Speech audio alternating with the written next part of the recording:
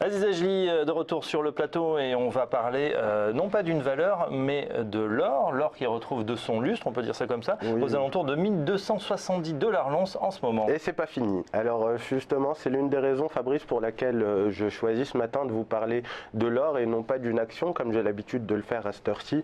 Tout d'abord, pour cadrer un peu l'évolution de l'or dans une tendance à moyen long terme, vous allez voir le graphique à l'écran qui montre plusieurs choses. La première, c'est qu'on a casser une dynamique de long terme qui est baissière, qui est matérialisée par cette oblique rose qui est baissière que vous voyez à l'écran. La seconde, c'est la moyenne mobile à 200 jours qui fait état d'un petit retournement qui est en train de se mettre en place, qui voudrait dire que la tendance de long terme est également en train de se retourner. Et puis la troisième chose, et là je vais zoomer un peu plus pour que vous le voyez mieux, c'est ce mouvement haussier de court terme alors qui s'est qui a pris place depuis janvier 2016 et ce fameux retournement sur les 1050 $.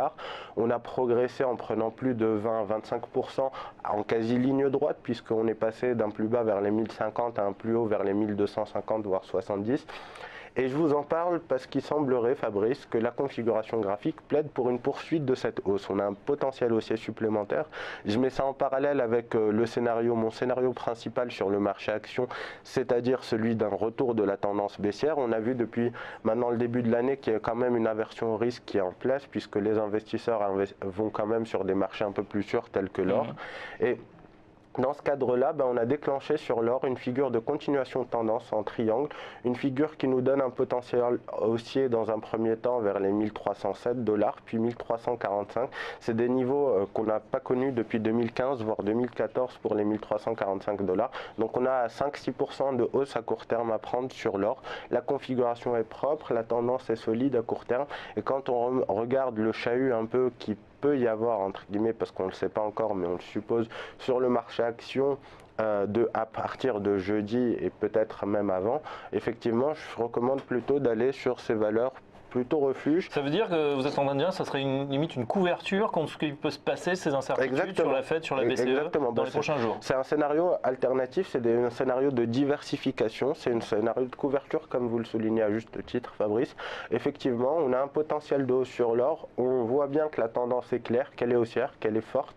Donc on peut y aller sans beaucoup de crainte, alors que symétriquement sur les marchés actions, on a beaucoup de questions à se poser. On a les interventions des BCE et puis surtout, on a vu hier JP Morgan pour la première fois depuis 2007 passer à sous-pondérer sur les actions. Donc ça annonce quand même pas un brillant avenir pour le marché actions, en tout cas pour les mois à venir sur les marchés, que ce soit en Europe, aux États-Unis. Donc plutôt rester à l'écart de ce type de marché et aller sur des actifs un peu plus sûrs. Je pense qu'on va avoir de belles opportunités sur les métaux en général. On a vu le minerai de fer qui a également bondi.